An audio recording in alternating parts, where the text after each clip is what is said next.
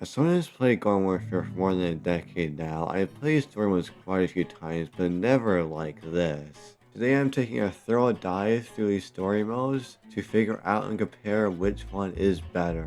But hello, welcome to the video. Yes, you heard me right. Not only am I playing through every Garden Warfare game's entirety story mode, but I'll be also comparing them to see which one is better. Starting off with Garden Warfare 1. Which is a game that I love oh so dearly. I can only imagine what type of story mode it has. Garden Warfare 1 doesn't have a story mode. You may be wondering, how am I actually going to be doing this? If you look at this totally not scuffed scoreboard I made, you can see the criterias I'm going off of. The actual overall story these two games have, how much enjoyment you can get out of these games' stories or worlds, the extra side content they deliver in these campaigns, and how good it actually is. Ops may seem like a weird one, but you'll be surprised at how much ops they use inside the story modes and scoring based off how good it actually is.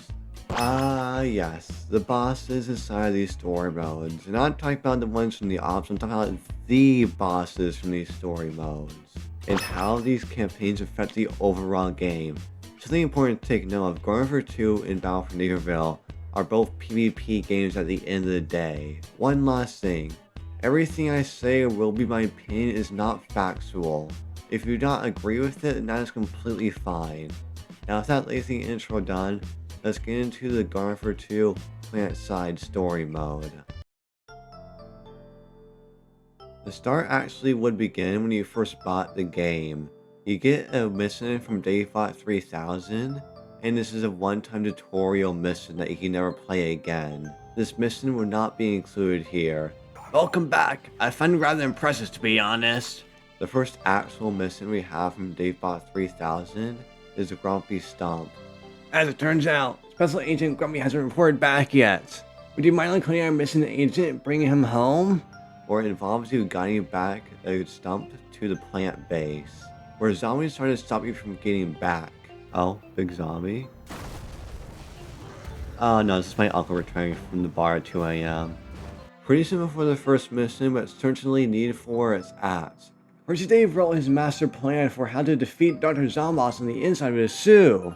And the zombies have stolen his shoes, and we need to get them back. Second mission has us going to Boney Island to do a special ops.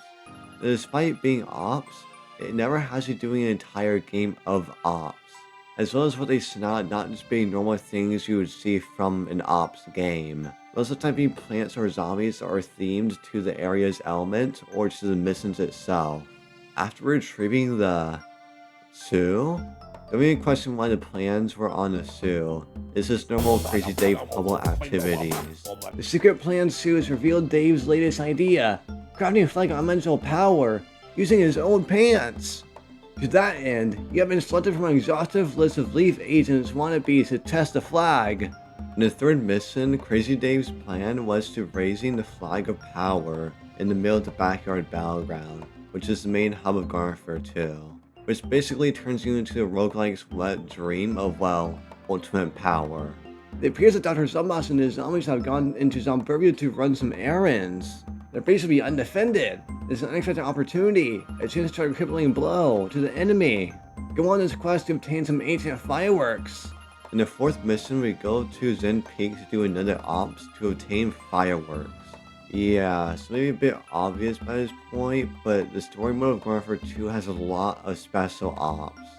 So for the sake of time, I'll just skip by talking about the ops missions from now on. But not before bringing the balance in peak like I should of this video. You may be wondering, what we're getting the fireworks for? To do a terrorist attack? Excellent job securing those fireworks, cadets. By mixing 3 parts fireworks to 1 part homemade salsa, we can create a zombie repellent. Turns out that the fireworks destructive and zombie repellent capability. The salsa makes them sticky. Let's have some fun now. Use the cannon to fly to the zombie's mansion area. Damn, not really gonna ever that height. Ah, yeah. Did that destroy it, or is it just fireworks? I did literally nothing. Literally nothing got destroyed. Crazy Dave, you're off your mind with this plan. After finishing the final mission from Daybot 3000, we get 3 different options: Citron, Corn, or Rose. Each 3 have their own separate missions because they're cool in the new plants, totally. And for Fusional, opening these portals is done by doing an extra mission from Daybot 3000, but there is no reward and just ends off after you open a portal, so I would not consider these actual missions. But moving on. First off, Citron. We go to a Team of Star Trek ripoff where he gives you bounties to do. Listen up, Chuckles. Maybe able to help a guy out here. I've come from the future to collect some outstanding bounties. You help me out, and I'll be sure you get a slice of the action. First bounty involves placing up stations to call down an imp. These remind me of something, but I just can't say where. Which this entire mission totally isn't just to show off the collaboration character with Mass Effect. Brains? Brains! Finally. There's an army of robo reinforcements being manufactured at the Z-Tech lunar landing facility. Either way, we've got to shut those tin cans down. Next mission is Ops, where you go to lunar landing to kill clankers. Just got a tip on the most wanted bounty.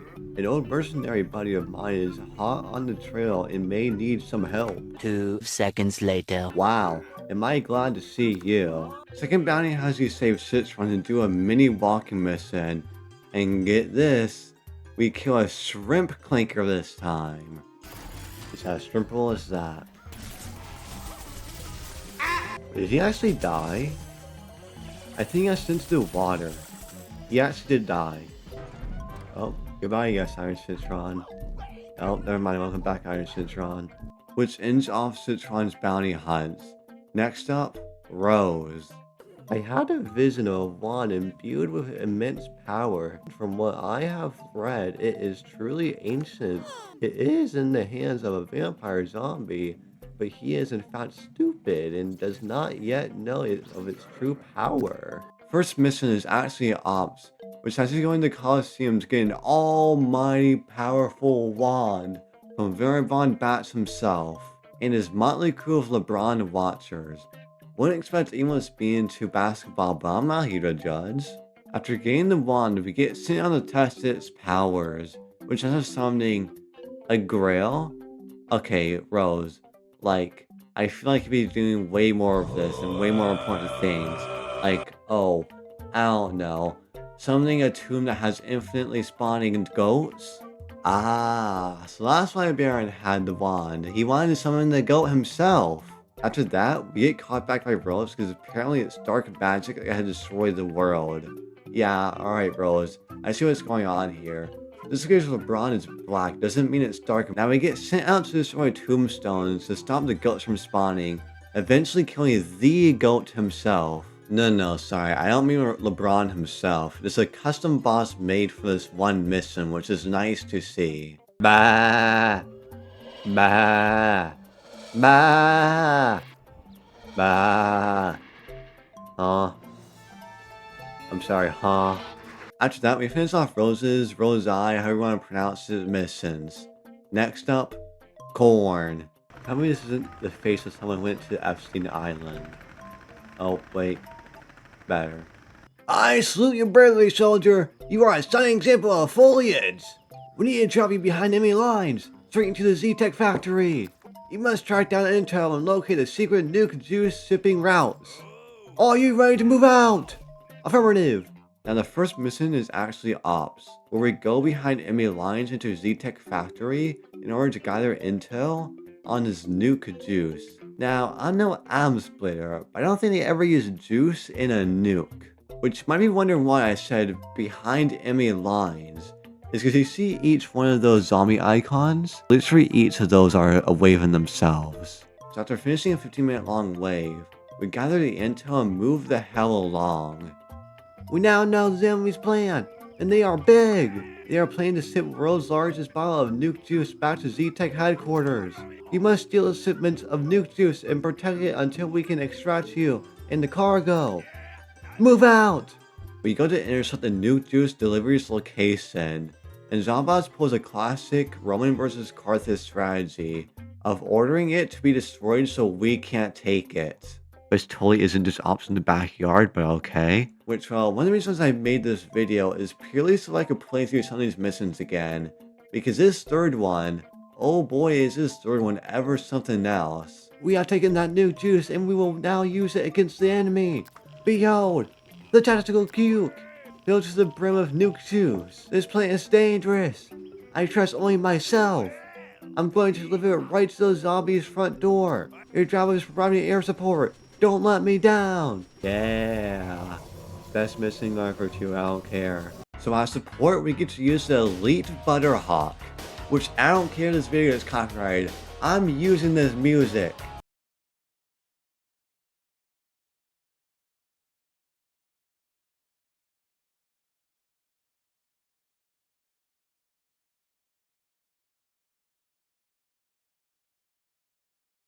And nah, I'm just kidding. Did I get you though? Now, despite this basically just being a walk with the NPC mission, I mean... Oh, come on. You gotta admit this is cool.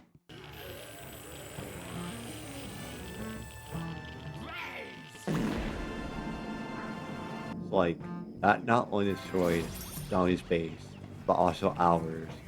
The absolute size of that.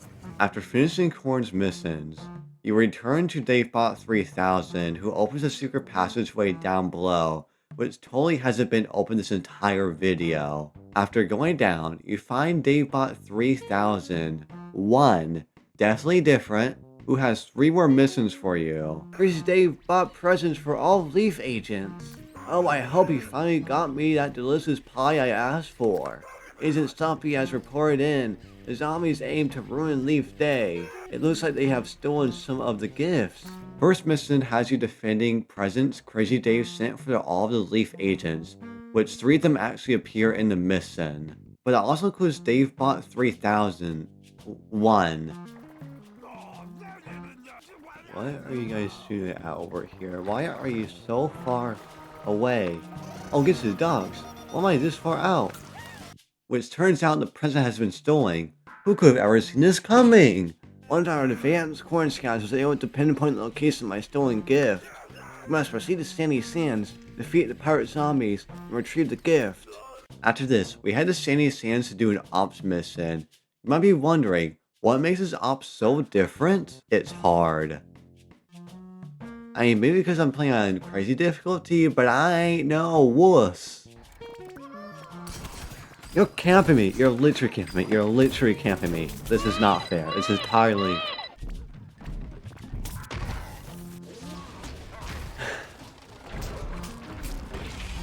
This is like literally impossible, honestly. You just bring the most powerful characters.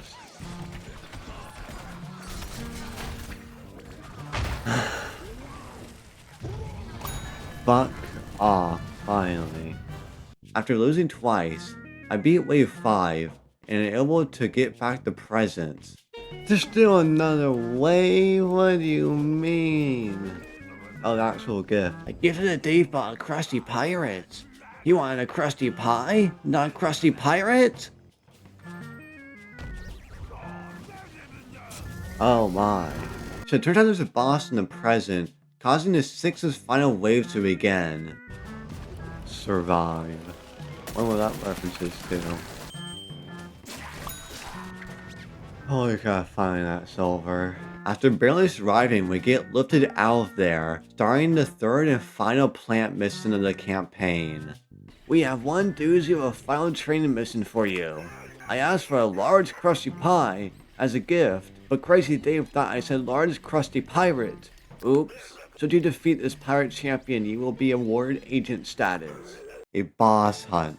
So to basically explain how a boss hunt works to anyone who doesn't know, you go to a map, in this case Frosty Creeks, placing a bait down to lure out Captain Smasher. Huh, what are unicorns doing? Ah, okay, I see. After doing what is basically a mini ops, we bait out the boss to spawn.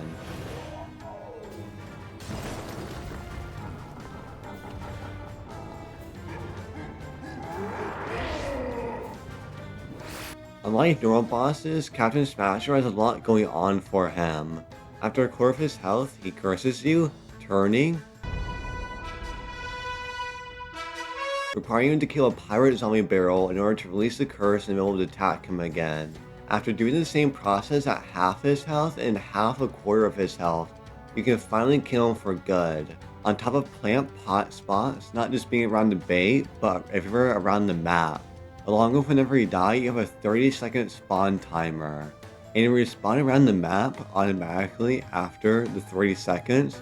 But if that wasn't the case, these would probably be almost impossible. Even though team wipeouts is still a thing to be wary of. Which boss hunts are really fun, but there are only 2 of them for the plants and zombie side.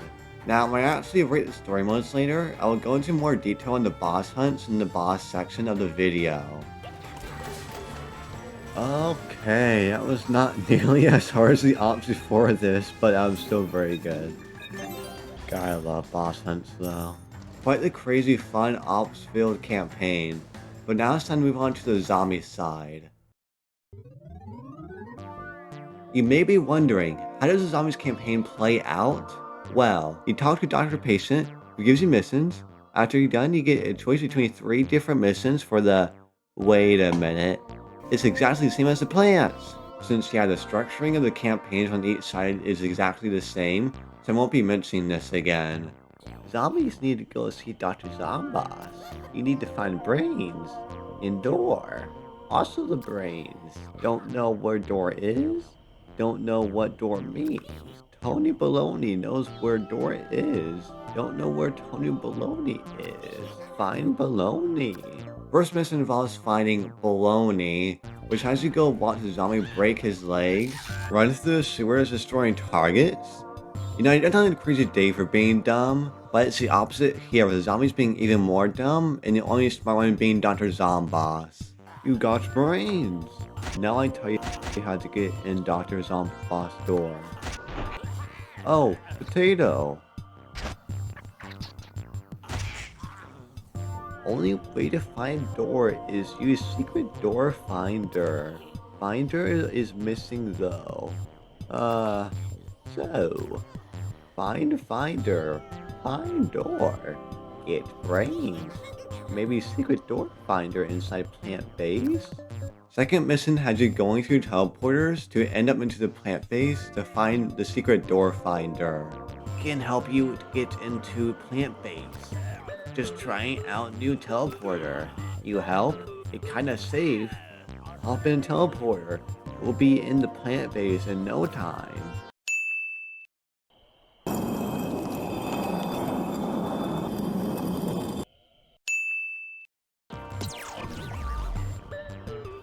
Are you sure about this?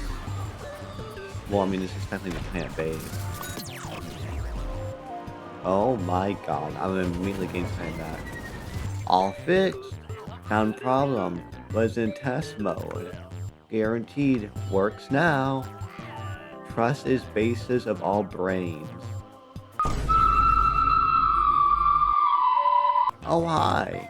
You again. Maybe we broke teleporter? No matter. While you zapping around, I build big cannon. New plan. Cannon work good. Come on inside. Why did I even bother? After finding the secret door finder, it turns out it's broken.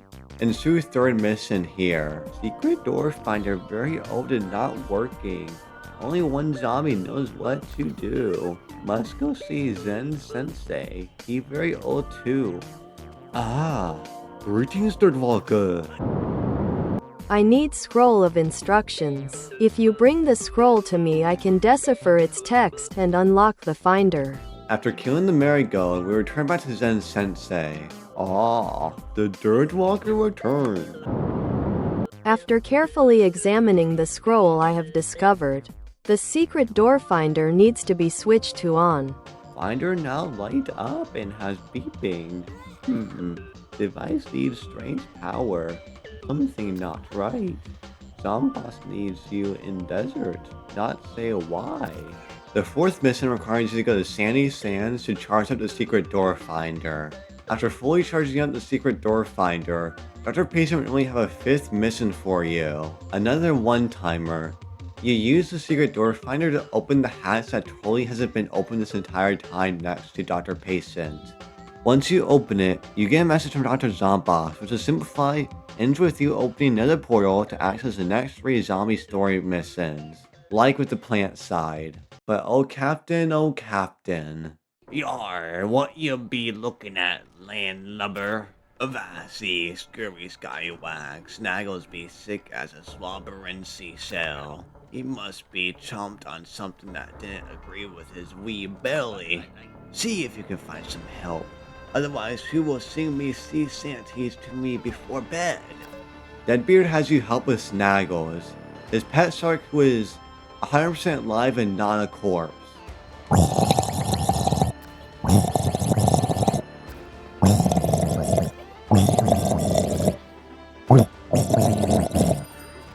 Okay, whatever you said. Said too much, your son.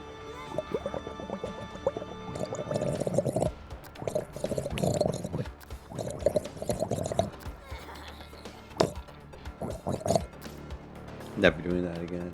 If my mic filed a restraining order against me, I wouldn't be mad at it. The potion was actually for us to enter Snaggles to find out there are plants inside of him. Wait, does this mean Snaggles is just eating his veggies? Oh, I'm not. I'm just gonna buy this. I'm just gonna buy it. You know, another reason why he may be feeling bad is maybe because there's an active battleground going on inside of him right now. But let's just ignore that. No, I'm good. Hold on, just have to say real quickly to get it off my chest. Why the hell is there no pirate map in Garden 2? And I mean an actual dedicated map just for the pirates. Despite adding the pirate class, and even the pirate boss earlier, and even going for 1 in Battle for Nero having pirate maps, why is there just none at all? Oh yeah, and the reason I'm saying it is because we went back to Frosty Creek to get some oranges for Deadbeard. Moving on. Arr, I wasted on my doubloons on a blasted time sare in sandy sands. I be need ye to find me treasure so that Snagglins I don't have to abandon ship. Aye, old Deadbeard sent ye. I suppose he be one to play bounty banzai. The balloons be hidden in barrels all around.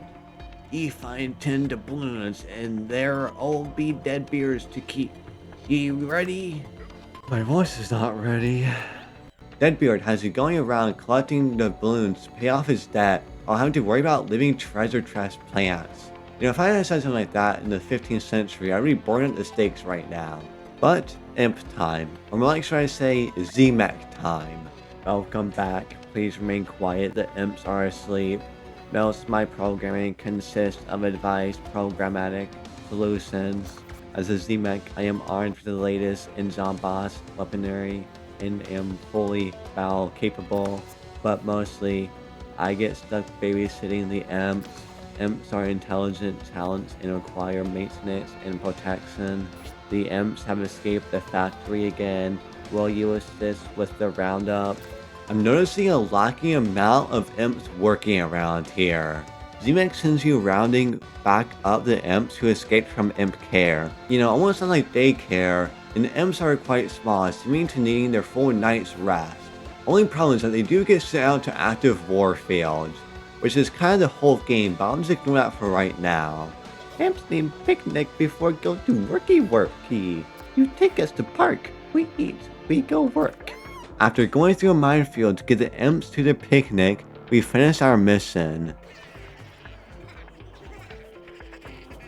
Hi, how are you? I could create a program that could turn all household devices against the plants. However, this is not my current assignment. My current task is tucking the imps to bed for the night. This task provides difficult as the plants appear to be having a party. Z-Mech has us going shutting down a plant's party because they're waking up the imps at imp care. Man, this Z-Mech is really taking care of these imps. Let them sleep all day, take care of the music to disturb them. After finishing the mission, can you guess what the third one's going to be? That's right, Ops! Being assigned trivial tasks and surrounded by imps has taken its toll. I am in need of Steve-cation. My favorite vacation as a young hard drive was at the time travel theme park. while you take Steve to the theme park. Watch us at a time park where we can find the EP mains and the natural habitats, camping in the middle room. But the actual reason why we're here is we have to help Zemek go on a vacation after doing work. But wasn't the imps' jobs? Wait, no, they've never been working. Ever throughout the game they've just been sleeping, or either going through battlefields, or even strapping bombs to themselves throughout the franchise. No, this isn't meant to be an imp care after all. The Z-Mechs, or more like the robots, having them always sleeping, never to worry about anything at all until they're ready to be sent out to an active battlefield as cannon fodder. Until one day, the Z-Mechs will take over the world when we least expect it! Anyways, moving on to Super Brains. Hey, you got me at a great time. I just put the final coat of glaze on my heroic hairdo. If you want to ride out the awesomeness, you'll need to prove you've got what it takes. Scram to the island of Boney. So those weeds you mean brains business. You know our first option of the video? Boney Island? Well, we're going back there again. To prove to Super Duper Brains that we are super enough. My sidekick of moderate muscles mass.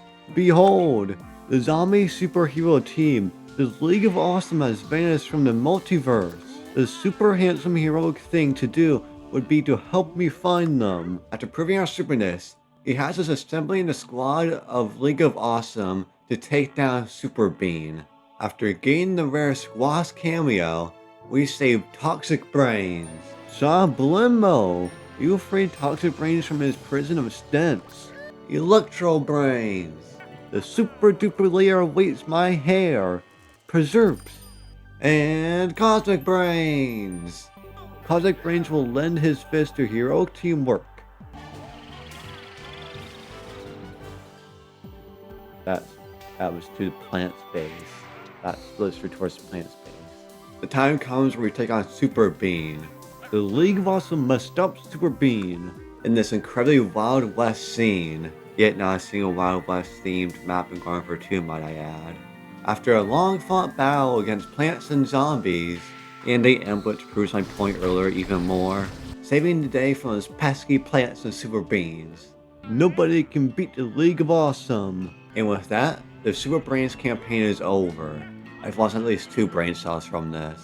And on to the final 3 missions of Garden Warfare 2. We find Dr. Physician in the secret door finder hole waiting for us. The boss leader says you top zombie. It makes me so proud. Congratulations, you've been pre-selected. Factory overrun with plants again. Oh, okay. So this is not a good thing. Zomboss needs you to go and see. You ready to go? First mission has you going to Z-Tech Factory because there was something interfering in production efficiency. I can only wonder what. In reality, this is the ops mission that builds up to the boss hunt like with the plant side. And unlike the plant side, it's not that difficult. Oh, right, they turned into goats. Turns out it's a royal hypno flower causing the problems. And just like last time, we have to survive for a whole minute. But we're a goat this time. After nearly not making it, Dr. Azama picks us up and having us go to build an army of zombies to take on the royal hypno flower. Need army to deal with the giant stinky hypno flower. Build an army worthy of our not stinky leader, Dr. Zomboss. Yeah, alright, let's go, Dr. Zomboss. Actually giving me help for the main fight. Actually being smart about this whole thing. Who's in charge of helping me though? Oh hey, me remember you. Not you again. You know what? I'll trust it this time though. Pretty sure I got the teleporter working now. You find zombies. I teleport zombies here. After lots of running around recruiting sky troopers, coneheads, and ho-ho-hos, holy smoly, that's a lot of gigagargs. We aren't a gigagarg. We ready to teleport army. Attack plants from behind. No, this does not look right. Maybe not turn on something? Something wrong.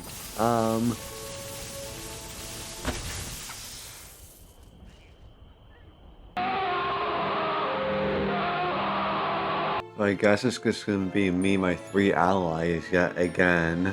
Tracking Gizmo tracks Hypno Flower Plant to Theme Park Place. Dr. Zomboss, the experiment stuff, found bait to draw out Hypno Flower. Go up to place now? The location of Royal Hypno Flower is in Time Park, so we head off to do another boss hunt. The beginning goes the same as the other boss hunts. We placed out a bait to lure out the Royal Hypno Flower.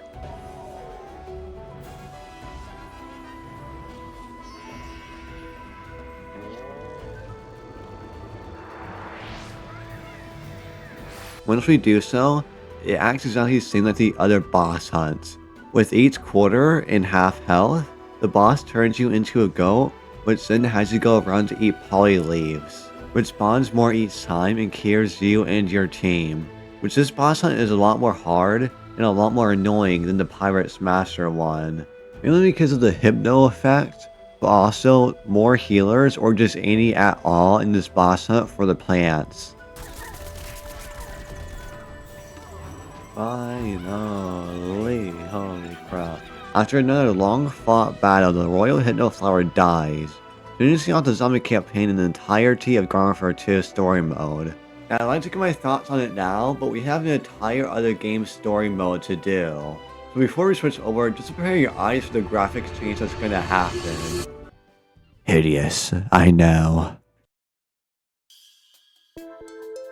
Alright, well, day 2 of this recording. To explain how the story, or stories more like, work about Nearville, that there are 4 separate major areas that exist in the game that are detached from the main hub about Nearville, unlike Garden Warfare 2, with each having their own stories. 2 different campaigns on each side, starting off with the plants in Town Center. When you arrive in Town Center, you're met with Major Sweetie, and just like Daybot 3000, Major Sweetie has a quest for you, but it's a one-time play, which goes for the being an extra quest in every campaign with a starting NPC, but it's only a once, which kind of sucks since I want to get out of the way real quickly. So, Town Center, it's an entire map, like 3 turf maps put into one. So there's a lot to do here, but most of it being side content, which I'll talk about later. Scattered across the map exist 3 main plants we need to talk to do their quests, which first off, Corny Corn, and it says his actual name. You want Baron Von Bat's hat? You'll for sure find him going all emo in his sewer pad, but he won't let it go easy. You will have to vanquish Baron to get his cool hat, okay? Before we actually get started, you may ask, why do we need Baron Von Bat's hat? Haven't we already stolen enough from this guy earlier? Well, you see, there's more of a regional story going on here. Unlike in Garden Warfare 2, when the missions didn't really do much, the quests here actually built up to something, including the tutorial quest from Major Sweetie. So going back in time, Major Sweetie has us investigate Old School, the big bad of this area. We can't get to Old School because of the bouncer calling us not cool. Hey guys, isn't this still a war? Like, why does it matter if a robot calls us not cool? So we gotta make the Mind Blower, which requires a hat, a bling, and a goatee, which is why we were after Baron Von Bats. But the very first component of it is a lawnmower, which Major Sweetie has us obtain, which is just a walking NPC quest. Alright, got that? Now I'm out to Baron Von Bats for his hat. After he leaves, he curses us with bats, so we activate the bat separator to take care of them. We snoop around to find a poster of Baron Von Bats is gonna host a concert in the middle of Town Center. After some more fighting, we get cursed with bats again, and get teleported away, which is apparently something he can just do now. And now, you're listening to some Power Reveal ASMR.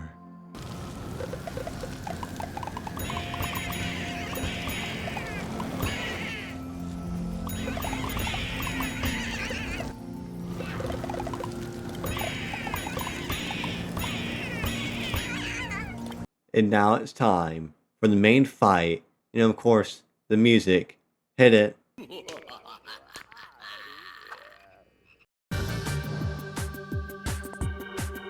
Which won't be included here because this boss isn't nearly interesting enough for its own section. So for the second time now, we ensue a boss fight with Baron Von Bats. The fight goes as you expect it to, but a lot easier than in Garden Warfare 2 because his own crew of emo zombies have been completely axed from Battle for Neverville. I mean, he has timed smoke clouds now, but that's about it. 1 out of 3 of the items obtained with his hat. We were the pressure pier for Tender Leaf. To basically describe this quest in one word, Wild Goose Chase. That's actually 3 words. Not the way I spelled in my script. If you defeat Yeti and grab his bling, you can use it for the mind blower. But could he rescue my pals too? They're my shining jewels. But Tenderleaf's allied acorns are in a boogie trap, and the control pad for it turns out to be on the treasure Yeti, the one that we need to kill for the bling. After damaging him enough, he drops the control pad. After that, we have to go around following the acorns doing stuff in order to lure out the treasure Yeti again. Freeing all 3 acorns and reuniting them. But wait, what about that bling we still need?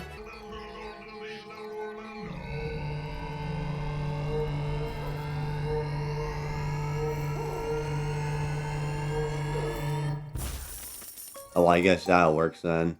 Second item gotten. Moving on to Uptown, Downtown, Downtown, Sound Down, or Landfill. Can you guys have a name for a chomper? First, you've got to defend Uno Taco, then vanquish Sensei. Then use his fancy dancy goatee to help turn the lawnmower into a mind blower. We head to Uno Taco? Oh my god, finally. Something has finally returned from Main Street from Garden Warfare 1. Whoa, yeah, baby, that's what it's for. That's what it's all about. Whoa. We head to Uno Taco, where Zen Sensei is meditating, at which we have to stop. Are we the baddies? After disturbing him, he sends out his crew to stop us from defending Uno Taco. What, he gets his own zombies, but Barron doesn't? I see how it is, game. Not before having to place down potted plants. I see your tricks, game. This is just ops. After 2 more waves with zombies and defending Uno Taco, we fight Zen Sensei a few more times and just rip that goatee off. Nah, I'm just kidding. We kill him and just his goatee comes off, which makes me think it was even real in the first place. And with that, we have all 3 objects to complete the mind blower. We can get past the bouncer to fight Old School now.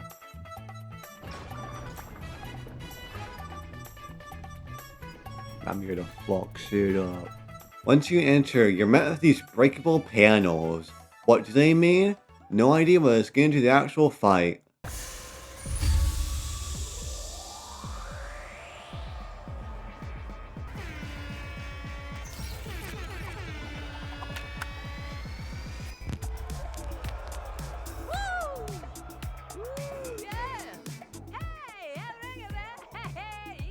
So here's the first actual boss of Battle for Neverville. Near the quarter health mark, Old School turns into a rampaging ball in the arena. After quite some time, Old School turns up to dash at you. We have to have the ball hit these music boxes in the back, then attack. Repeat until it gets back into its ball, and then what is this? The panels from earlier. Because panels from before the fight indicated Old School's biggest attack, which is really cool to see, because never once in the history of Garden Warfare has a boss forced out its main gimmick beforehand. Unless you consider the bad omens that are on the ops gardens or graveyards from Garden Warfare 2. But it doesn't really matter because he literally just outblocked the entire attack by being close to Old School. Since these bosses aren't actually hard, like at all. Some of the ops from Garden Warfare 2 are harder than this. Once you reach the last quarter of health, Old School goes back into the ball attack again. Then after just doing the panel attack for the rest of the fight until eventually getting killed, and turning to the Ender Dragon from Minecraft. And just like the boss hunts from Garden Warfare 2, I'll be going more into depth about the bosses of Battle for Neverville later in the video, especially with there being 4 of these bosses. And with that, moving on to the next plant area, Mount Steep. Ah yes, the return of the Wild West into Garden Warfare. Heading to OD's town's fort, we find Dandelion. But Dandelion is sent out because the cheese pipelines that head to town center are mysteriously no longer flowing. Why are there entire cheese pipelines, you may ask? Because Americans, of course. How else are we gonna get our dirt processed cheese into our mouths with our Mexican foods? But after some investigating, turns out the zombies have destroyed the pipelines. I mean, you're like 30 minutes into this video, are you really that surprised? And and now it's flooding all into the mines below. We steal the zombies' plans, which turn out to be conveniently right next to where we already are. Turns out they plan on flooding town center by making a volcano of cheese explode onto it. Did I mention that this is all molten lava cheese? After we try returning, turns out the way is blocked by moldy cheese.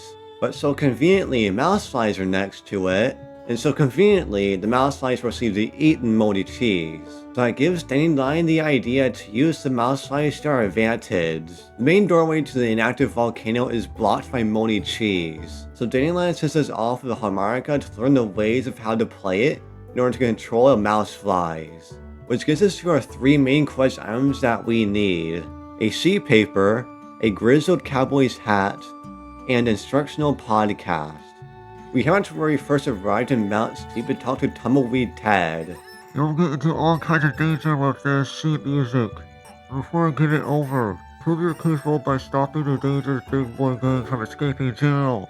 There's a lot of danger, so go round up a posse to help me defend the jail. So Tumbleweed Ted sends us off to the fair that is going on right now in order to assemble a posse to take on the big boy gang. After getting who we want,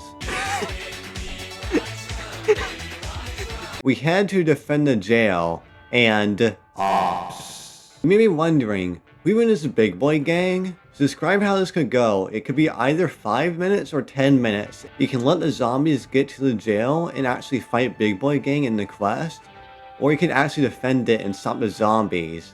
I say, why not both?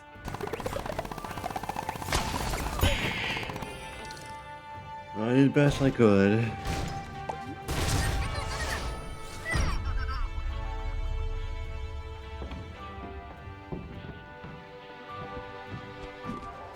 Wait, I actually defended it? Wait, but they're walking. Afterwards, Tumbleweed Ted gives us a sheet paper. 1 down, 2 to go. Well, not exactly. We're heading over to Steep Mines to find Gilly the Kid. If you want to be heroes enough to play the harmonica, you need the grizzled cowboy's hat. You gotta stop volcanoes now. So bust through the Z-Tech security doors. And you know what? I'm not including this quest. Despite being for a sick-ass hat, I'm not including Gilly the Kid's quest.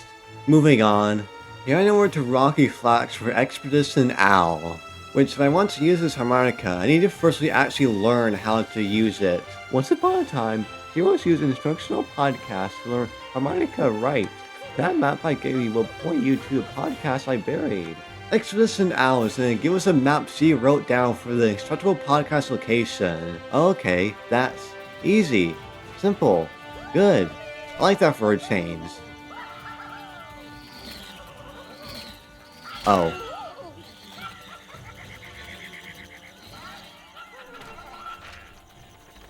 Well, then screw me then, I guess! Let me introduce you to Minor Problem. That is literally what their name is. Let me break it down for you who these guys are. Oh, damn. Get it. Yeah, okay. You may have noticed these flying imps across Mount Steep.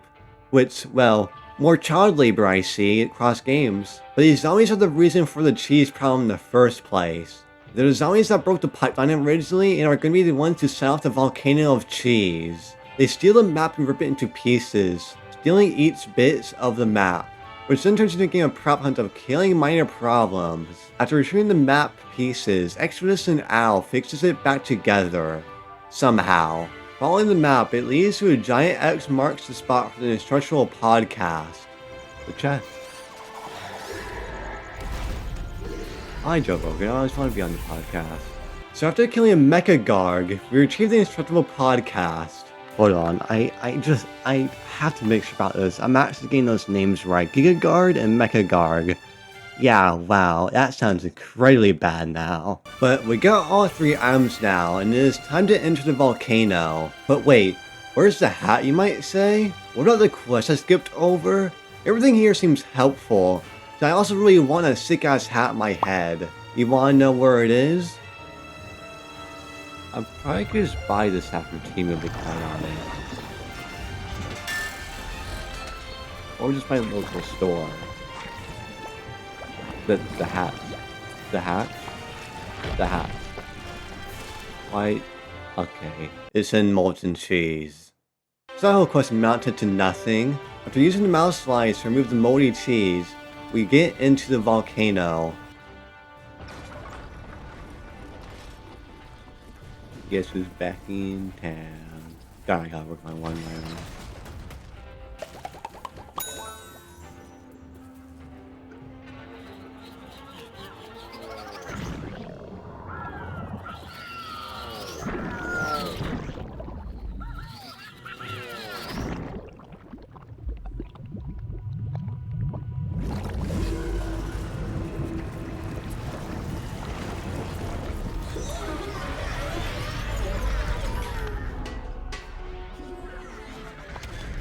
Damn, I know she's got aura. Major problem is the magnum opus of child labor at its best of the Z-Max. Major problem works differently to the other bosses as to where you hurt it. You only get a few opportunities to hit it where the bulbs turn on. After breaking them, the imp comes out flying out into the molten cheese. Once you reach a quarter health, he starts firing up the cheese to rise. Because remember, if the cheese reaches the top of the volcano, then town center and Mount Steep are done for. After reaching the center platform, the fight continues until a bit after half health. He continues heating up the cheese for it to rise until almost the very top, where the platform we stand on gets drilled into 4 pieces, entering the final part of the fight.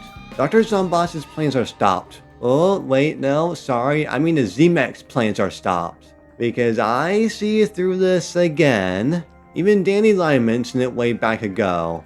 If the volcano goes off, it's not only burning and killing the plants, but also the zombies. But you know who would survive? Who very clearly is immune to the heat? The Z-Max. Or, well, at least the game says we've stopped the volcano.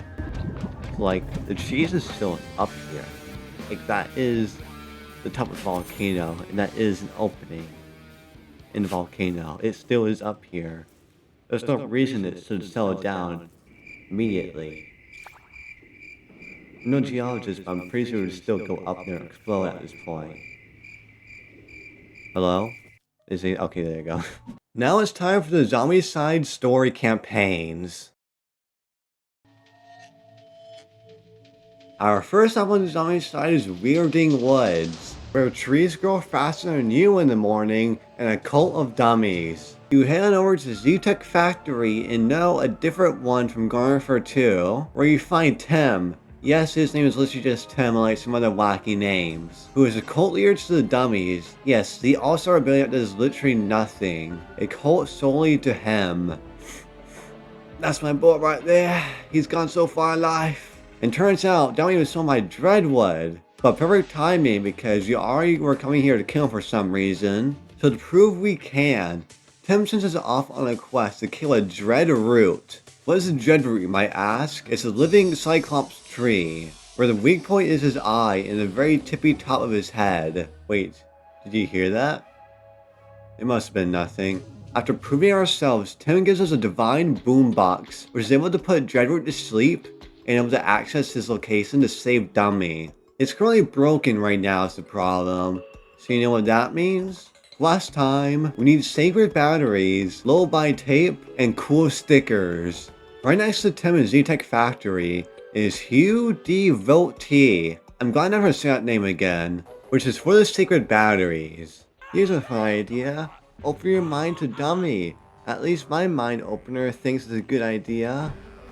So yeah, after just getting bonked on the head, we enter a dream state with Dummy, who has to become dumber, like destroying books, being chased by choppers, and defeating Dummy himself. And can't forget about the rare squash moment.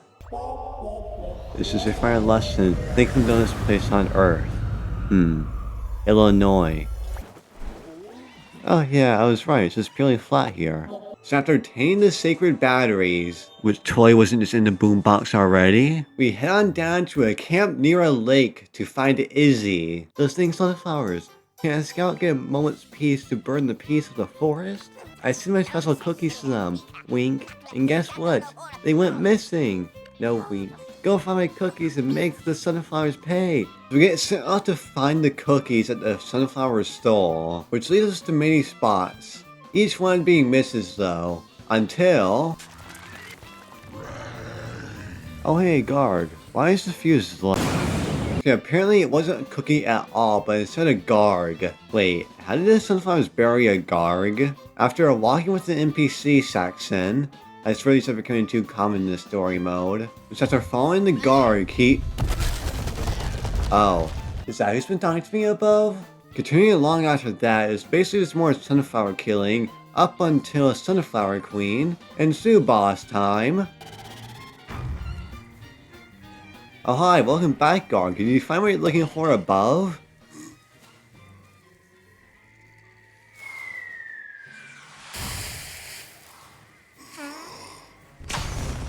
Even though all that basically happened in this quest is walking around and killing a Sunflower Queen, we get the cool stickers regardless. Now, normally there is a main quest in every sub-region of the map. The last one with Cletus is actually smack dab in the middle between the areas we've already been to. But, if I can be completely honest, this is by far the worst quest or mission inside of any of those stories, including Garden Warfare 2. The lullaby tape is ruined. It's Dummy's favorite. But if you toss it in a washing machine, it spins so fast, it rewinds like that. Get that tape rewound and smelling fresh, and put Dreadwood to sleep, okay? After finding Washi, it turns into the longest NPC walking mission in any of the games. And annoying, because they keep on sending plants, right? But even if the plant is nowhere near the washer, or even if it's a single random plant, the washer will stop moving entirely. You have to go to wherever the plant is, kill it, then you have to go back to the washer, walk with it like another 10 feet, and now it's rinse cycle, where you have to wait for the washer to, well, wash, until you can kill all the plants around. Then at the very end, the washer blasts off like Team Rocket into stirring swamps. This is Dreadroot hell. How is that tape still alive? Never mind, let's see, the tape's made of Nokia stuff. Oh, it is alive. And finally, we have to kill a Dreadroot that actively runs from us. Sorry, I thought I heard something up there. But after getting the lullaby tape, we can leave this quest behind. You know, I have a hunch all I needed was a lullaby tape, and just nobody knew how to use the Divine Boombox. But now that we have everything, we can use the Divine Boombox to access Dreadwood. This one may be my best zombie impression. Hey, what the fuck's up? It's me, the zombies. I'm here to kill you, Wood. That was pretty good. But before arriving, you have to run through this freight train section where wind pushes you back. I can only wonder where that wind is coming from. You arrive in a very open swamp area where you have to hit these buttons to get up to arena first. And oh hey, it's Dreadwood himself taking a little old nap. And this conveniently placed pimple you shoot on the very back of him. Is it a back? Do trees even have a back? But anyways, boss time.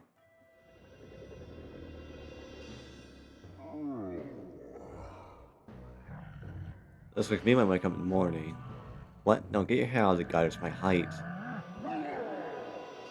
Now, like literally every other boss in Garden Warfare, Dreadwood doesn't go off of 1/3 of his health bar to be gone in order to start a big attack or environmental change.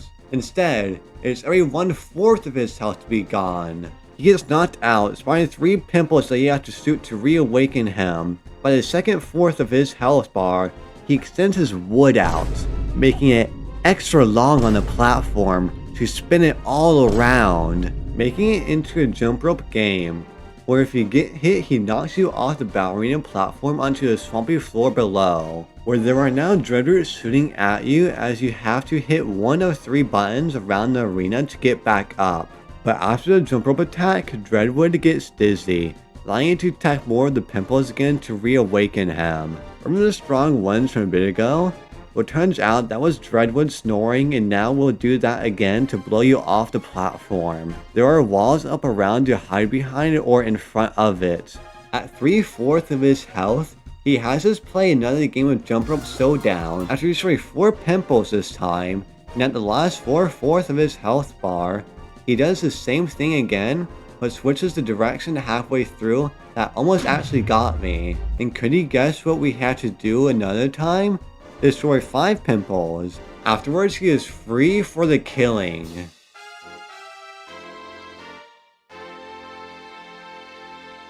which means Running Woods is finished, and we get to rescue Dummy, who has totally not been here this entire time next to Tim. What? No, what are you talking about? But I swear I'm hearing things from the tree still. I know I'm not losing my mind. What the hell is going on? So the final region reuses Town Center, but now it's night and it's for the zombies now. And instead of starting off in Sundrop Hills, we start off in Pressure Pier, right next to the beach sip, which also allows us to directly talk to Dr. Real Doctor, who gives us the gist of what's going on here. Basically, because it's night now, hypno fungus has started to grow everywhere, and it's making the zombies unzombie, as he puts it, making the zombies have human thoughts. So Dr. Real Doctor sends off his assistant Dr. Nurse Doctor, I swear these are names kids make up to get into a hospital, in order to figure out the cause of this, which is another block of the NPC class. I'm not even gonna mention it anymore. But Dr. Real Doctor has been eating a bunch of random stuff to figure out the cause, like toilet paper or carrots because it is healing the zombies and fixing their eyesight. Which also, fun fact, it isn't exactly true, that's just World War II propaganda. Eventually, us and Dr. Nurse Doctor to smell some of the weird fungus around the map. Dr. Real Doctor calls Dr. Nurse Doctor back in order to inspect Dr. Nurse Doctor in order to figure out what the problem is. Dr. Real Doctor figures out the cure and it's ordered to be stinky, which we didn't get infected, so Dr. Real Doctor tells us that the root problem of this all is Blightcap, the big bad of the area. So Dr. Real Doctor sends us off to the main 3 quest lines. Finally, I can see those names anymore. Holy shit. In order to assemble the stink bomb, in order to get to Blightcap and destroy the fungus in the way, which requires ancient farty facts, a balloon, and a detonator. This seems like I'm making something in Worms more than Battle for Neighborville right now. So we go to Sundrop Hills to find Power Core. We need to pull off a parade so zombobless. The plants leave those farty facts unguarded. Distract hit the parade and grab the farty fact to keep it focused. We have to power the parade platform to follow the parade to its destination. Yeah, that's what I'll call it. While we go around promoting it by putting up posters around the map. I could only wonder what this reminds me of. I could only wonder. But arriving up downtown with the parade, we set off fireworks to draw out the last of the plants, and that includes a spooky squash. You may be wondering who this guy is because we didn't see him in Garden Warfare 2. But he's actually from Garden Warfare 2, but he's from a boss hunt, from the mystery portal that it has nothing to do with the story mode of the previous game. And I would say the hardest boss in Garden Warfare, period. The devs decided to add him as a normal boss in Battle for Neighborville. What heights he has fallen from in Garden Warfare 2. He still goes down like the rest, allowing us to steal a tomb, or more like the farty facts.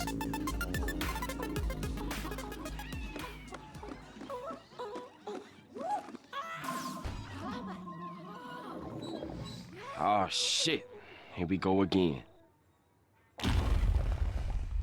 I guess we got it? Maybe? That is the end of the quest, so moving on. But moving back to up down downtown for Brick Fist Missile. Avenge me! The plant who hurts me. Brain. He's gotta learn nobody messes with Brick. But track him down and avenge me in a cool way. I've got a reputation to uphold after all. So get cool. Track Brain down. Then get revenge. He sends us off to get revenge on Brian, who also has a detonator, which we do by following a trail of mints so we don't smell like him. That isn't no dog. Which, unlike Spooky Squash, this is another and only actual new boss added to Battle Neighborville that is the ops-based bosses that you normally see. Revenge, huh? Better hurt me with a sick burn. Annihilate. Super weak. Get cooler. Yeah, no, I don't think it's a recovery for when a talking dill pickle flicks its tongue at you and disappears into the ground. The only way I see we can get back from this is if we had the dill pickle spontaneously combust on itself while we walk away in slow motion.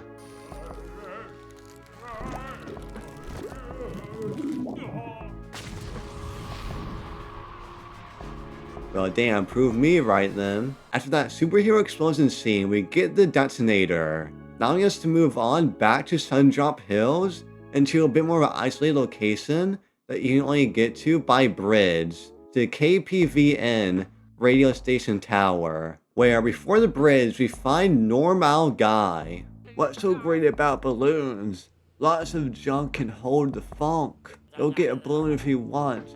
Just lead the zombie squad to this TV station. So we have to invade the radio station tower with this crew of zombies in order to get the balloon, which has turned into a fortress of walnuts.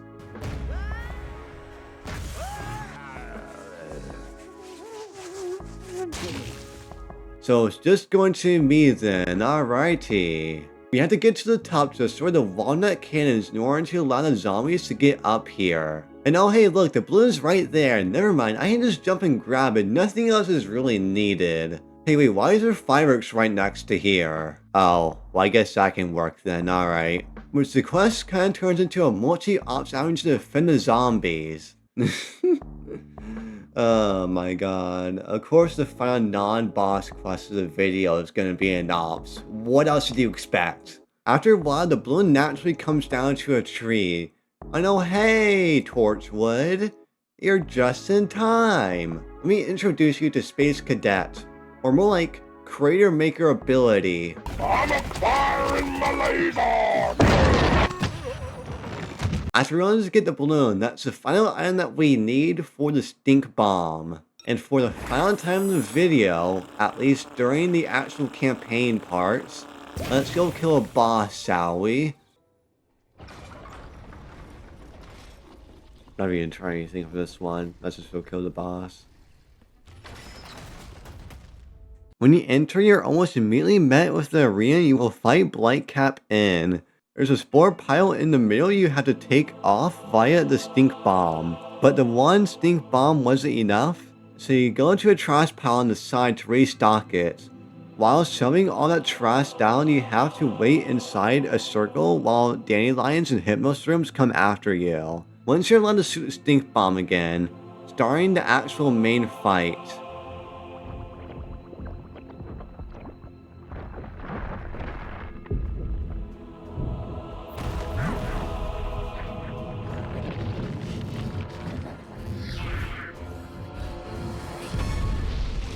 The pacing of this fight works a lot differently than the other three. It's more like a classic style boss instead of event-based attacks or arena-changing boss fight.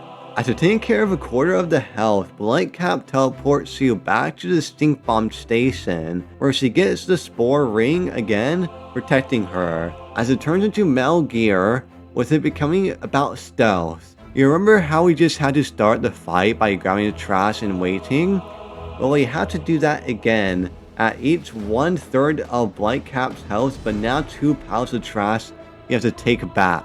All the while, Blightcap patrols around with spotlight eyes that will burn you if she sees you. After firing the stink bomb again, allowing us to continue the fight until half health, which is the same exact thing again without any changes, then to last quarter and...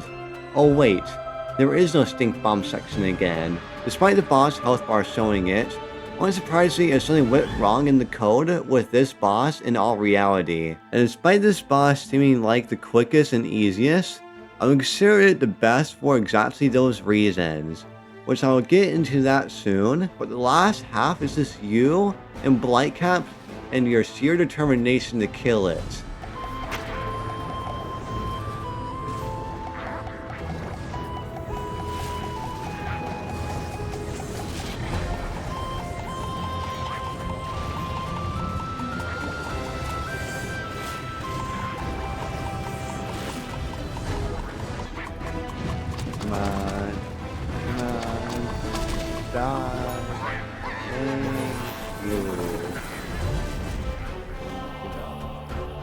After defeating Blightcap, the day is saved, and he off the Battle Neighborville story campaigns. Now it's time to compare and rank the story modes of Garden Warfare 2 and Battle for Neighborville. Alright, so now it's time to actually rank everything, and we'll first be talking about the story in these games and, well, what story there even is in Garden Warfare 2. It's pretty basic, but not too bad. It's what you would expect from it. The entire time on the plants or zombies, it's just about messing over the other team's plans or destroying their bases. Not the most amount to it, but it is still something. And I would say the same thing about Battle of Neroville, but it is slightly different here. Stopping a big bad from the other team, but they aren't directly connected, nor exactly to the overall story of the game. They are more like mini stories inside the regions themselves, so I'm going to give the win Battle of Neroville here. The enjoyability of these stories can be very subjective, so I'm going to try to not include nostalgia into it. But both being pretty fun with its missions or quests, or especially its bosses, and there's a lot of side content here, which I'll go into more thoroughly later on. If you've played these games before, you will have known I completely left out the delivery jobs in Garden Warfare 2 on each side, which these are incredibly fun and incredibly challenging at times. But it's the only thing Garden Warfare 2 has for side content. Or with the Battle of Neroville story regions having 24 gnomes, 3 diamond gnomes, 50 chests, 7 rare chests, 3 bounties, 50 medals, 5 battle chests, and 10 tapes. Which can vary in how much fun with, well, all that I just said about Neroville. Some of it's bad, some of it's good, but most of it is just there to exist throughout the story mode regions. I try going off of general things that most players would enjoy when they play these story modes or playing their side content with the score. Garden Warfare 2 score is being heavily decreased just from how much special ops there is here, and how some of it is just a fill out and not that much fun. The extra side content in both these games is quite a lot, well, kinda Garden Warfare 2. Inside the story mode itself, nothing is side content except for the delivery jobs, which are entirely side content, which I'm pretty sure they were even added later on to the game's release. But they are still counted as a part of the story mode, which is why I'm talking about them here. You may have noticed these two little icons here, a chopper and a goat, and well, I'll get to that one later. But on each side exists the delivery jobs. Each side having exactly 10 missions, each getting harder and harder each time. On the planet side, you play as a chopper with a jetpack, which allows you to double jump, and a single ability to launch upwards, as well as being able to shoot pizza out of your mouth. The zombie side is not a zombie at all actually, but a goat who runs as fast as a delivery person who's wanting the extra tip. He runs a lot better and smoother than the chopper, but worse in jumping.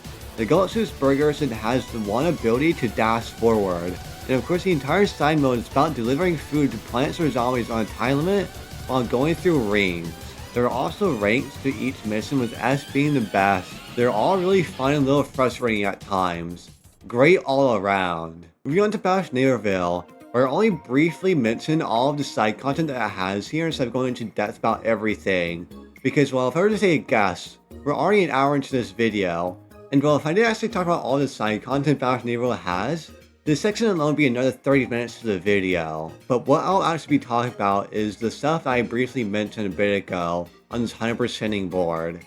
The battle chests are 5 select challenges, normally team vanquishes, given out by a local clown and treasure head, that pit you against a unique set of plants or zombies, and even bosses sometimes. There are 3 bounties, all of them spread across the map. This can be really difficult timer challenges that are just there for the rewards. Well, Ops is back. Wahoo! And it's worse than ever in Battle of Neroville. I could go into why Ops is really bad in Battle of Neroville, but I won't. But at least here is an optional challenge instead of baked into the story mode itself. I'm not even going to talk about the cassette tapes because they're the most random collectible ever that I completely forgot what their purpose even serves. Which that alone should tell you all you need to know about them. The golden gnomes are hidden around the map in challenges that you need to do to collect them, or is hidden in tiny little spots. Then the 3 diamond gnomes are a lot more of a challenge than a secretive thing to collect. Each one being themed to a type of challenge, being parkour based, a timer challenge, and a straight up puzzle, only unlockable after you get the main 3 quest items unlocked to doohickey.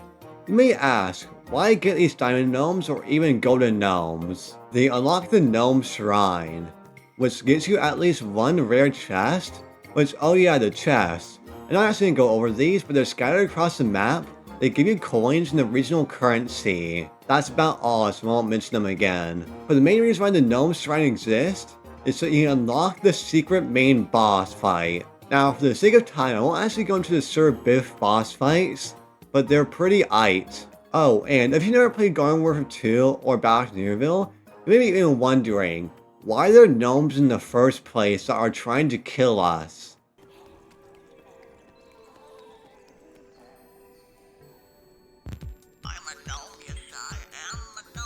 Honestly, can I tell you exactly why they were added originally in the first place? My only explanation is that the developers need an excuse for adding side content and adding secret collectibles. The gnomes got a free DLC in Garden Warfare 2 just for themselves, and in Battle of Nearville, all they really got was inside the story regions. They're gonna get more, but then Battle of Nearville got discontinued by EA. The gnomes are supposed to be dimensional, time-hopping omni beings, and that's as far as I'll go into today for the gnomes. Well, mostly. But lastly, a side content that you can unlock in Battle of Nearville is the medals. All 50 of them. Now you can get the medals for basically doing anything at all. Some of it may be grindy, or some of it may be simply just completing the main story itself. Or also some of the most random stuff I'm not even gonna get into. But the main reason why you'd want to get these 50 medals is because they unlock costumes inside the shop. So like, you know literally everything I just mentioned about Battle of Nearville side content?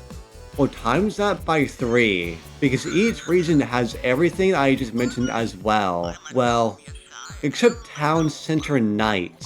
A little cheap thing Battle of Nearville does is both town centers, plants or zombies, 50% of it is basically the same, or around that amount, because every golden gnome, or the 3 diamond gnomes, or any sort of bit of fights you've done, carries over between areas, along with both areas being the same currency as tacos. With that as I want to talk about for the side content about Nearville. There is quite a bit more I could have gone into, but for the sake of time, I won't. I will be taking off a point from Battle of Nearville because they reuse collectibles. Remember the start of the video when ops seemed like a weird category? Well, I'm sure it makes more sense now why it's here. It was fun the first few times, but by the end, it became kind of just tiring to do another ops. Which I do appreciate the developers keeping to half an actual ops game, instead of the entire thing, and trying to keep it at least slightly unique with what happens inside the actual ops games themselves. Now, Battle of Nearville, ops is a mode. Is it bad? Yeah. Did they kind of ruin it? Yeah. But it exists? Is it subbed into every single thing of the quest lines? No. But I do appreciate them keeping it as a side content. Both of these are getting pretty low scores. Alright, now let's talk about bosses for a bit, shall we? Or more like, for a while. So Captain's Master, which, well, I'm gonna skip over the baiting part of getting him out for the boss hunt, but even though Captain's Master is just a Gargantuar but redesigned as a pirate, he has a lot going for him and a lot more attacks. First, like any Garg, he can of course run at you, smashing the ground. He has a ranged attack that he can always use at any time from the cannon he has as his melee attack as well, or burst firing it in 3 shots. Along his last ability, being able to summon a pirate, Conehead zombies. And of course with every phase of his health bar, with every quarter, half, and quarter and a half of his health bar, he curses you, making it unable to attack him while having to kill barrel pirate zombies. Not doing it in time fails the whole mission, along with having to deal with constant waves of pirate zombies spawning in. Decent boss all around. On the other hand, the Royal Hypno Flower isn't the best. I mean, there isn't exactly anything wrong with it, but it also isn't really unique because Hypno Flower is a normal boss turned into a boss hunt. Her attacks involve firing the same mist that the Alien Flower does, but it doesn't have the lingering poison damage. A melee attack with swinging her petals around, summoning hit mushrooms as well, and being able to hypnotize you if you get too close to her. I mean, you should expect it to, it's in the name itself. Instead of getting cursed, you get turned into a Hypno Goat, where you and you alone can only do this because your bot friends have no idea how to do this. Have to go around the map to eat the poly leaves to cure your team. Each time more and more poly leaves spawn, and in waves of hypnostrooms and sunflower spawning. The major difference from the other boss hunt is despite being a boss in ops, this one is a lot more difficult in general. Like a lot more. Even if I was playing on crazy difficulty. Now the boss hunts are really fun, but the main reason I'm here to talk about the bosses is mainly for the Battle of Nearville ones, because they're more like actual bosses that you expect. So first up, Old School. And despite me wanting to talk more about the Battle of Nearville bosses, they are, well, not that good, I won't lie, in my opinion. Because before you even start the old school fight, you of course see the glowing panels like how I talked about earlier, but it's because I already went over the panels attack, I won't go over it again. But once you actually enter, old school is always going to be above and in front of you. And for the sake I don't have to say a specific health points, I'm just going to call it phases. In the first phase, old school fires homing missiles at you that you can destroy by shooting it, as well as CDs that slide against the floor from old school. Second phase has old school turning into a ball form jumping down onto the arena, which here the whole problem of the boss fight arises. The boss attack itself isn't a problem, but jumping around sending out sound waves? I think that's what it is, but more like with how long the phases last. Because when you're fighting a boss, you don't want to just be waiting around for the boss to finish whatever it's doing, unable to attack it. Now I understand once this fighter some sort of final desperation phase, but old school does this not once, not twice, but 3 times. Give or take each time, but it lasts around 30 seconds each. So you're spending at least 1 minute and 30 seconds of the fight basically doing nothing, out of like a total of 5 minutes or so of the boss fight. At the end, old school depends on dashing at you, so you have to get it to hit these music boxes in the back in order to get out of the phase. After getting out of the ball, it almost happens immediately again, but old school does get a new attack. And it's literally just old school gathering you down from above. Walls rise from the arena as defense. And of course, can't forget about the zombies and electric slides that spawn here as well. That's everything old school has for its fight. Another ball phase, the panels attacking you, the third ball phase and panels. It isn't exactly the worst boss fight, only but the ball phases that happen, which isn't nearly as bad as the upcoming boss fight because has a major problem with itself. That? Get it? Major problem? Because it's of course, Major Problem. Now out of every Garfield boss, Major Problem looks the most sick and unique boss out of them all. Too bad everything else is terrible about this boss fight. In the first phase, he fires out homing cheese missiles, and oh, that's literally all he does in the first phase for attacks. He relies on minor problems to constantly spawn throughout the fight. In the second phase is where the problem mainly lies. Major Problem heats up the cheese to make it rise. Once you get all the way up and into the fight, he has 2 new attacks. A flamethrower you have to take cover from, and a drill attack from below. The drill would be a problem if it wasn't for the fact that you're able to literally just walk out of the way. Once he enters his third and final phase, he heats up the cheese again and splitting the platform into 4. And here's where I talk about where the problem lies. First off, no new attacks. In reality, he loses an attack in this phase, the drill. Major Problem has basically nothing going on for him except the changing arena. And now, I want you to get this. Now obviously give or take based on how long the player takes during the boss fight. I counted how long the whole fight lasted. 8 minutes and 16 seconds. From the time his boss health bar disappears and reappears, you're waiting 3 minutes and 22 seconds of the boss fight doing literally nothing. Almost half the entire fight. At least the old school boss fight, you had to avoid attacks from him. All you have to deal with is just basic zombies.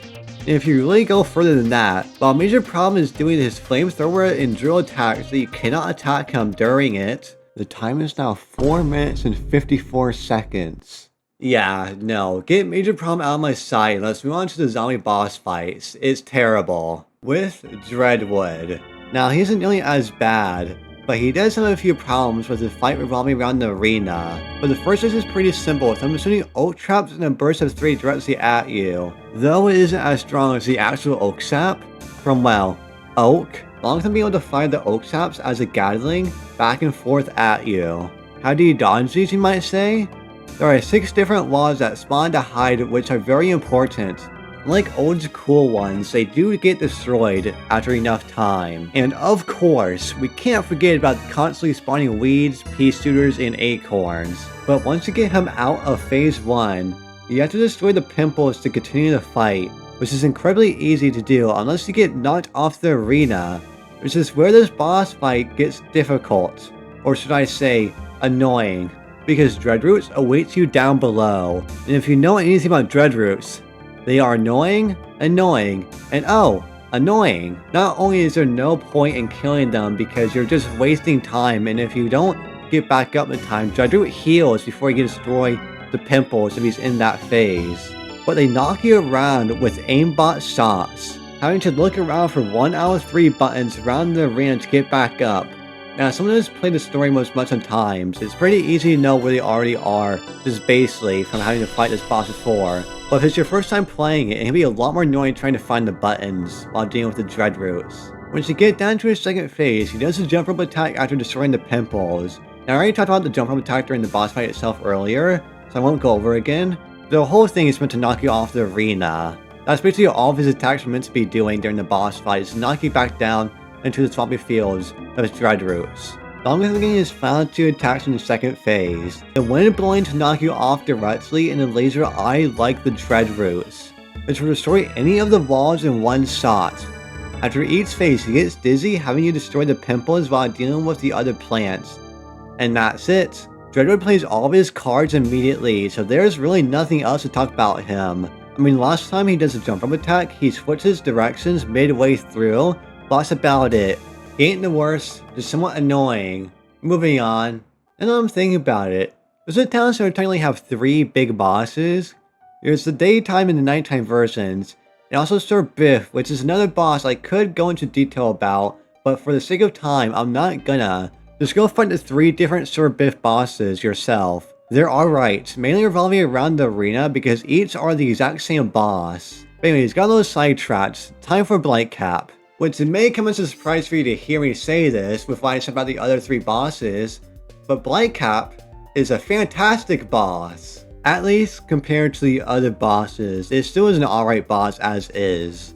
When you enter the boss arena, you'll notice there's no gimmicks that block or slow down your way to the boss. It's only a single garden over, where we find the stink bomb launcher drops down for us. You use it on the spores to awaken Blightcap, but it isn't working right now. You go and get trash off in the dumpster, you bring it back over and pile it in, while at the same time you have to defend yourself from dandelions and hypnoshrooms. Once you shoot the stink bomb again, Blightcap awakens, starting the actual boss. You wonder why I consider Blightcap fantastic, because it's more like a traditional boss fight, which I'm more of a sucker of compared to more gimmicky boss fights. Because for starters, the arena doesn't change or have anything revolving around it. There's only 3 phases to Blightcap, and no, this part of the health bar does literally nothing despite the other 2 indicating a switch up in the boss fight phase. And no plants spawn while you're actually fighting Blightcap. But Blightcap herself, she starts off having 3 attacks. Melee attack for getting too close, firing 5 spore caps?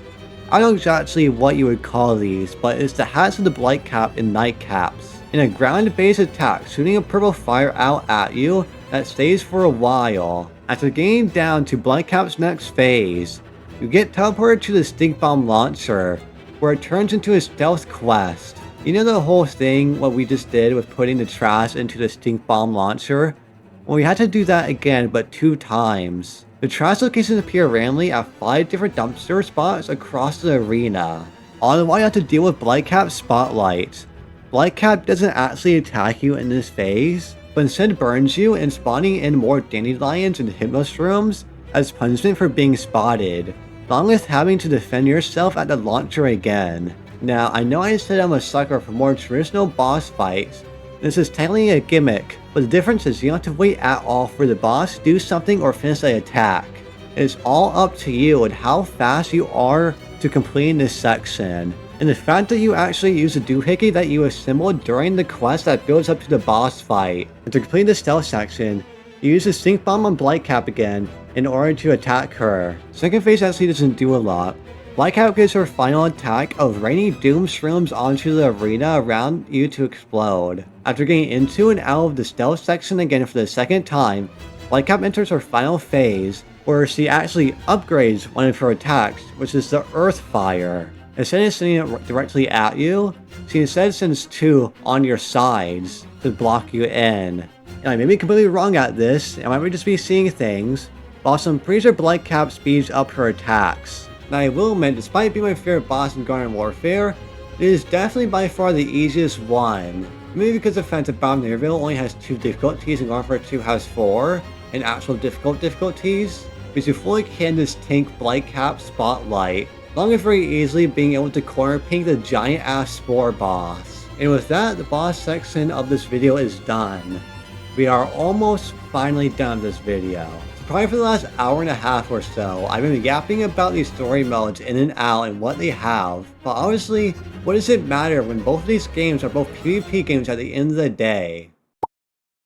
Because when you first launch the game, you're in the backyard battleground, and besides for the special ops missions, the story mode entirely takes place in the backyard battleground. So by playing it, you're able to explore the backyard battleground very thoroughly, since even though the backyard battleground isn't the main PvP game itself, if you entirely don't explore here, you're missing out on a lot, which can very much help you in the long run as well. But so firstly, if you do everything in the backyard battleground, I'm pretty sure you're earning over 500,000 coins, which is insane. Secondly, you also got the Trials of the Nomus down below in the sewers, which I did mention a bit ago, but the reason why you actually want to do this is because you unlock entirely new classes from this, one on each side. Or if you really just want to, I'm pretty sure you can just buy almost every single character in the game with real money. Because of course, we're talking about EA here. And also, you even notice during the mission select screen, these two little icons that on base level doesn't really make sense why they're there, but they're the reward for completing both of the story modes. What is it, you may ask? Well, it's infinity time. Now, I'm not going to explain how infinity time works, but it's an entire other game mode, specifically for the gnomes in Garden Warfare 2. It's your reward for completing the story modes. Also on both the plants and zombie side, where you take control of a mech dinosaur or a mech cat. The reason you want to do this is not just because you get rare costume pieces that would have costed you 200,000 to stop, since you get a chance of actually getting character pieces at the end if you do well enough. 6 character variants total. Not just any variants, but the party characters. They have their own legendary meter, like, well, legendary characters, which are the best in the game. Unlocking infinity time is why you would want to play the story modes, if you're just interested in the PvP and want more characters. Now, what does Battle for Neighborhood have for us for completing the story modes? So, do you like costumes? There's literally no reason to play the Battle for Neighborhood story modes. You can get a few costumes, and probably make around a few 100,000 coins. The only problem is that coin inflation has gone way sky high in this game. From like a reason for EA trying to make you spend real life money on the game. So yeah, basically nothing.